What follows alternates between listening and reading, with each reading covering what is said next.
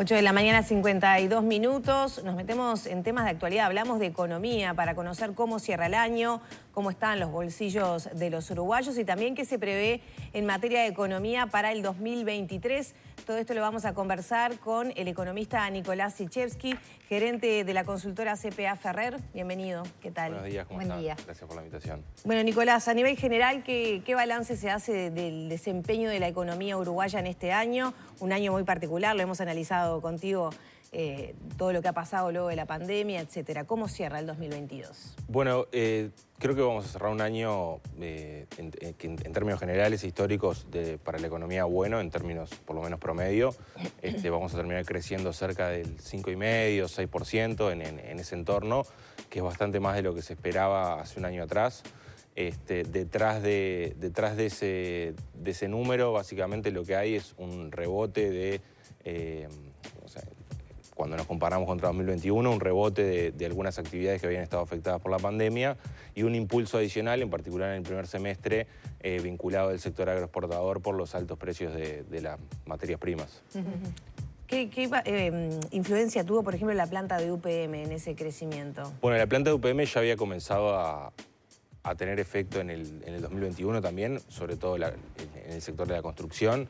En este año también tenemos una incidencia adicional de lo que son las obras conexas, que básicamente, tuvimos la inauguración hace unos días del viaducto, tenemos la construcción del ferrocarril central y además, sobre todo en esta segunda mitad del año, también tenemos algunas obras viales en particular y la vivienda promovida más vinculada a la ley de promoción de inversiones, que apuntalaron sobre todo el crecimiento de la construcción en este año. Algunas voces se manifestaban justamente con temor acerca de lo que podía ser el impacto una vez que terminara la etapa de construcción de UPM. ¿Cómo lo ven ustedes? Bueno, inmediatamente que termina la construcción, si se quiere, tenemos un impacto inmediato que es el impulso en la actividad industrial. Básicamente, cuando comience a operar la planta de UPM, vamos a cambiar, si se quiere, crecimiento vía construcción por crecimiento vía industria y exportaciones. Eso es obviamente un salto de una vez, es decir, pegamos el escalón, pero para recomponer o para suplantar la inversión de 2.000, 3.000 millones de dólares, es necesario que existan obras de una envergadura que hoy no están arriba de la mesa, por lo menos para 2023. Sí, se habla de mantener puestos de trabajo, etcétera, con otras obras, ¿no? Las autoridades han manifestado la intención, por lo menos, de poder equiparar lo máximo posible el nivel de empleo, ¿no? Que va a tener también su... Sí, a ver, el empleo en general, el balance del año que uno hace es quizá... Lo que tuvimos fue una recuperación y un crecimiento del empleo muy rápido y mayor al esperado al cierre del año pasado. Durante 2022 nos hemos mantenido básicamente en el mismo nivel, o sea, en 2022 en sí no se ha creado empleo.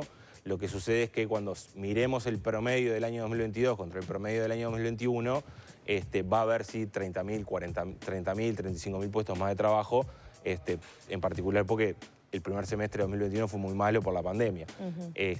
Creo que el desafío quizá es cómo transicionar desde, para la actividad económica y el empleo, cómo transicionar desde un sector o desde una salida de la pandemia con un fuerte dinamismo de los precios de los commodities y del sector agroexportador, apuntalado también por la planta de UPM, hacia un mundo en 2023 que va a crecer menos porque Europa ya está prácticamente en recesión, Estados Unidos se está desacelerando, China tiene todavía bastante incertidumbre en torno a cuál es el efecto que tendrá la política cero o la política parcialmente cero de COVID. Entonces, el mundo va a crecer menos, la demanda externa va a ser menos dinámica en 2023 y en realidad lo que necesitamos es fuentes de crecimiento para intentar crecer un poco más de lo que es nuestro crecimiento potencial, que anda en el entorno del 2%. Y a eso se suma el factor dólar, ¿no? Que ya el sector exportador se ha manifestado con preocupación acerca del impacto que puede tener en una de las áreas que es principalmente dinamizadora. Sí, el dólar, a ver, el dólar tuvo un año 2022 bastante atípico, si se quiere, en el mundo.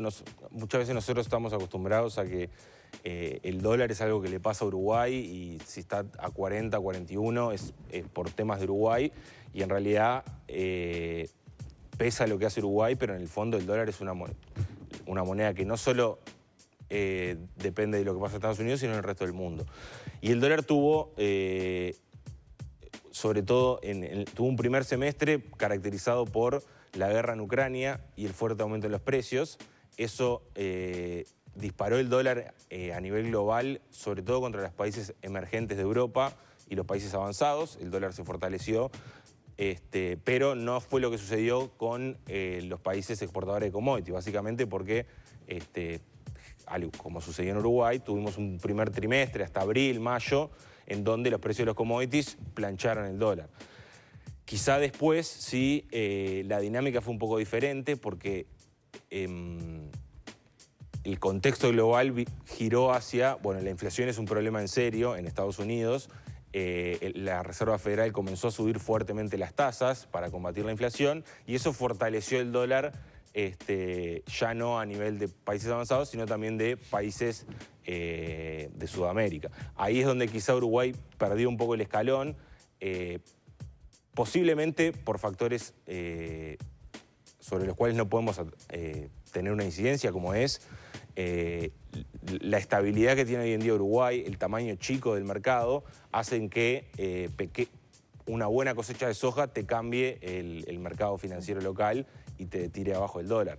Es verdad que en ese contexto también el Banco Central ha ido subiendo las tasas para combatir la inflación y es un trade-off entre, bueno, queríamos una inflación por debajo del 10 o que se disparara como sucedió en otros países, o un dólar más arriba.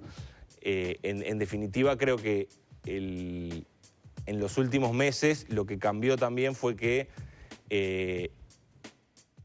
en este entorno de mayor o de menor crecimiento, como veníamos hablando de cara a 2023, en Estados Unidos se percibe como que la política de suba de tasas va a ser un poco más contenida y eso ha de nuevo impulsado las monedas que no son el dólar. Y por eso es que quizá hoy es un punto más de preocupación, porque tenemos precio de los commodities en reversión, o sea, la carne ha caído. Claro, la carne ha caído después de precios récord también, claro, ¿no? Entonces, esa caída de alguna manera es esperable, supongo, ¿no? Por los mercados. Y no quiere decir que sea un precio malo igual. No. Los precios de los commodities de los que exporta Uruguay están todos, o casi todos, en precios en términos históricos buenos. Lo que pasa es que en el margen pasamos de una situación en donde prácticamente que todos los precios de los commodities estaban muy arriba, en donde el dólar ahí ya no era una preocupación tan grande, porque en definitiva el dólar se apreció, el dólar estaba barato también para nuestros competidores, hacia un escenario en donde en algunos sectores los precios ya no son tan buenos y ahí sí es donde la ecuación, claro, con el tipo de cambio a 38, 39 es más complicada. Y esos sectores ya se han hecho sentir con sus reclamos. Exactamente. Después tenemos toda la historia separada, lo que es el comercio de frontera y el turismo, en donde la diferencia de precios responde a lo que hacen, a la situación de Brasil y Argentina, y ahí sí que no. Que siempre somos dependientes en ese Siempre somos dependientes, o sea, el turismo es muy relevante para nuestro país, es muy intensivo en empleo, pero ahí sí que si el dólar estuviese a 41 o 42, la historia sería la misma y los flujos de turismo y de comercio con Argentina tendrían el mismo signo. Pero ¿cómo repercute justamente ese precio del dólar que puede afectar de repente a los grandes exportadores dentro del mercado? Nosotros, que vamos a comprar un dólar, ¿cómo afectan los precios? Y bueno, dependiendo del sector, quizá el principal problema es que en definitiva, si los márgenes de rentabilidad no son tan buenos, puede haber incentivos a que la producción sea un poco menor. Es decir, por ejemplo, en la cadena del arroz, el arroz se puede exportar industrializado o el grano básicamente recién cultivado. Y en definitiva, si los costos de producción son elevados porque porque en definitiva el costo salarial en dólares es muy elevado y no nos permite ser competitivos en el proceso de industrialización, hay más incentivos a exportarlo de forma más primaria y eso en definitiva es menos empleo y menos producción. O sea, en general esa es la dinámica que en el fondo termina con, o puede terminar con, una desaceleración de la economía en el margen, siempre hablando, ¿no? No es que la economía vaya a caer. Y ahí, en esto que es tan complejo y que tiene, ¿no?, tantas aristas, tenemos por otro lado el tema del consumo, ¿no? El consumo interno que costó, no se terminó de recuperar, está vinculado al deterioro del salario real, que es como la contracara de esto que decís, ¿no? Porque al ciudadano de a pie, al asalariado, un dólar más bajo sirve meter un viajecito, comprar algo más, ahorrar un poquito si puede. De hecho, las cosas grandes se venden en dólares en nuestro país, sí, exactamente. ¿no? Autos, casas, etc. El dólar bajo, en definitiva, no es que perjudica a todos. Incluso los importadores, o sea, las empresas que importan y venden autos, obviamente se benefician con un tipo de cambio más bajo porque los precios son más bajos y venden más autos. El consumo en sí, como decías, fue el sector, o si se quiere, el rubro de la demanda que más lento se recuperó del efecto de la pandemia y en particular tuvo un primer semestre bastante malo porque la inflación terminó estando 1 o 2 puntos porcentuales por encima de lo previsto. Es verdad que la perspectiva es probablemente de una recuperación del consumo apuntalada por la recuperación del salario real que comenzó sobre todo a partir de mitad de año con los correctivos por el adelanto de los correctivos por inflación. Hay que tener la cautela también de que parte de esa recuperación de los ingresos de los uruguayos se va a ir vía...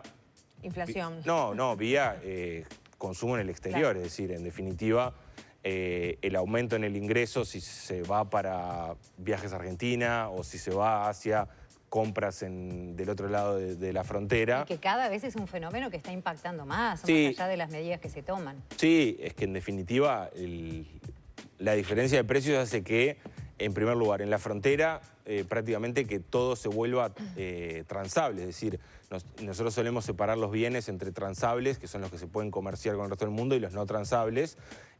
Y uno pensaría, bueno, ir al cine, ir a salir a cenar y ir a cortarse el pelo es no transable, pero en realidad en la frontera, si cruzo 30 minutos y me sale todo de la mitad, eso se vuelve transable y ahí es donde se pierde parte del consumo, se pierde parte de la actividad económica y del empleo. ¿Qué incidencia tiene eso? La otra vez hablando con Iturralde nos mencionaba el 20% aproximadamente, o sea, cambiaría, por ejemplo, el consumo en un 20% si no tuviéramos esa facilidad.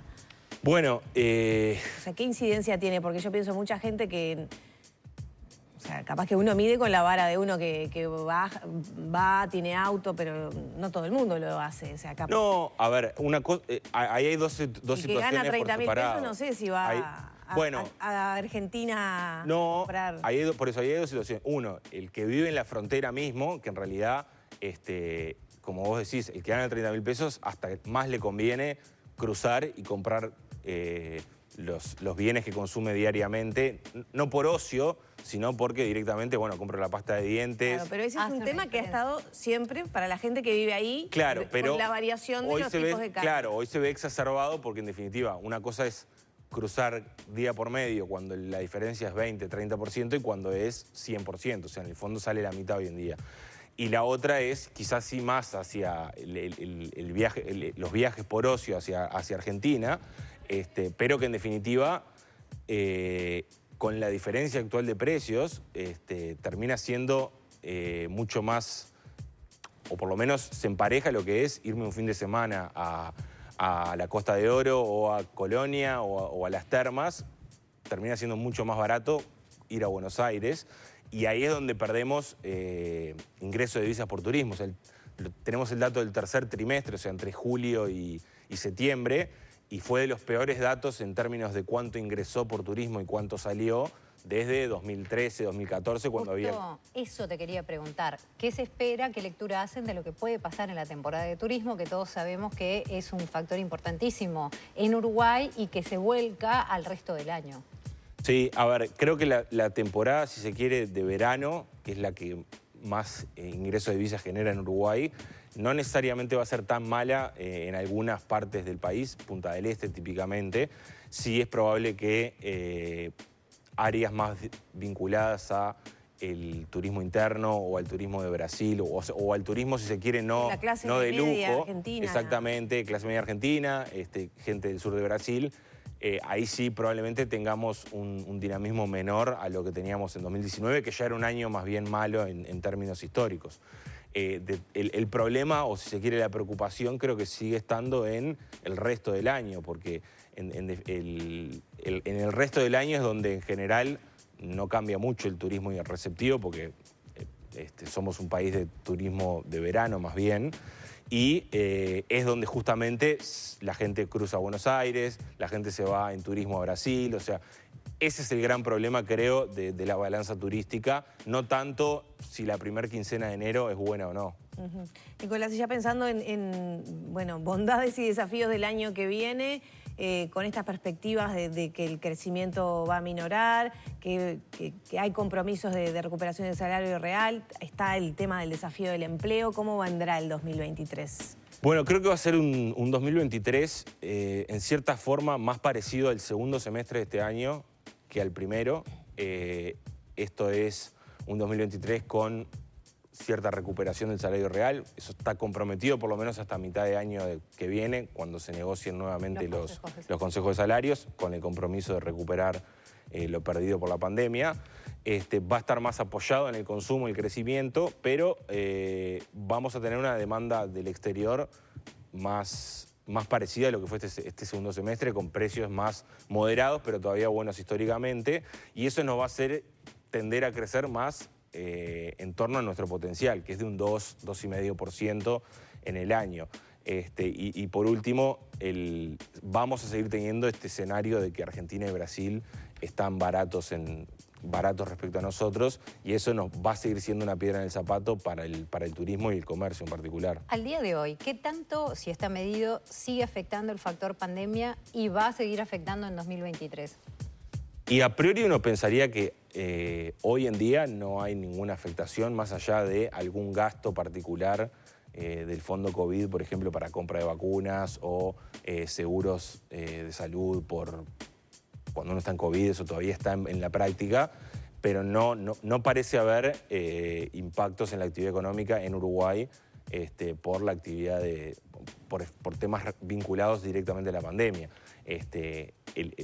Si se quiere, uno podría pensar, por ejemplo, bueno, todavía la conectividad aérea no se recuperó en un 100% y eso termina en que tenemos menos ingreso de turistas, pero son cosas muy puntuales y si se quiere, el primer trimestre del año que viene, o sea, si lo miramos más en términos del año, bueno, en 2022 sí tuvimos un primer trimestre, todavía con la variante Omicron y el turismo un poquito afectado, pero eso ya quedó atrás y cuando miremos el año 2023 entero, uno no pensaría que vaya a haber efectos. Ahora aparentemente hay una suba de casos, pero no parece que vaya a tener los efectos que tuvo en el pasado. Y en materia de empleo, ¿qué se puede esperar para el año que viene? Se termina UPM, lo que hablábamos un poco antes, ¿no? Y bueno, no hay grandes inversiones de ese porte, por ejemplo, anunciadas como para... No, de ese tamaño no. Sí hay, como hablábamos, inversiones más bien más chicas, vinculadas a vivienda, a infraestructura vial. El empleo creo que va a seguir teniendo la misma dinámica de ser o de mantenerse dinámico para los sectores de capacitación media y alta, para los sectores agroindustriales probablemente también, pero vamos a seguir teniendo el problema del empleo o de las personas con baja calificación van a seguir teniendo problemas de empleo. Eso te iba a preguntar, ¿qué pasa con la calidad de ese empleo, bueno, con todo lo que tiene que ver con informalidad? La informalidad ha bajado, pero el problema, si se quiere, es que tenemos un grupo de 300.000, 400.000 personas que por sus habilidades les es difícil reinsertarse en otros sectores de la economía ante el cambio que generó el COVID, porque en definitiva el COVID generó quizá menos empleo o un poco más de productividad y más tecnología en algunos sectores del comercio, que en definitiva terminan impactando en que es necesario contratar menos personas para realizar el mismo proceso productivo. Tenemos, creo, el problema de que como la gente está un poco más de tiempo en la casa, se demanda menos servicio doméstico y eso también genera problemas de demanda de empleo de servicio doméstico. Y también en general la gente gana menos, ¿no? Y lo primero que recorta son ese tipo de cosas. Sí, es posible. A ver, ahí hay que ver en definitiva no los promedios, sino quiénes son los que ganan menos y quiénes no, y quiénes son los que contratan servicio doméstico. Pero el problema del empleo va a seguir teniendo esta asimetría en torno a que algunos sectores van a mantenerse dinámicos y otros sectores no. Y los sectores más bien menos dinámicos van a ser los de menos capacitación, que en definitiva son los que tienen menos ingresos. O sea, ese problema creo que nos va a seguir acompañando en 2023. ¿Los jornales solidarios movió la aguja del empleo? Bueno, es muy difícil porque no tenemos una encuesta o una base de datos que nos permita ver quiénes eran, si consiguieron trabajo o no, ese tipo de cosas como para hacer una evaluación. A nivel de poblaciones más pequeñas tuvo una influencia importante, la sigue teniendo, ¿no? Son unos 10.000 puestos de trabajo, son puestos de trabajo parciales, o sea, en general eso genera subempleo, no empleo genuino. Tampoco es posible saber si no son trabajadores informales que acceden o sea, en el fondo no es un nuevo puesto de trabajo. Creo que fueron una herramienta que se planeó sobre la marcha con el gran problema de la pandemia. Yo creo que habría que reorientarlos hacia una herramienta más de capacitación y de apoyo a las habilidades de los trabajadores para que consigan un empleo y no algo tan temporal y transitorio. Nicolás, muchas gracias. No, gracias a ustedes. Bueno, esperemos que venga con abundancia para todos. Esperemos que sí. 2023, gracias. Cerramos por aquí la entrevista, ya son las 9 de la mañana, 14 minutos.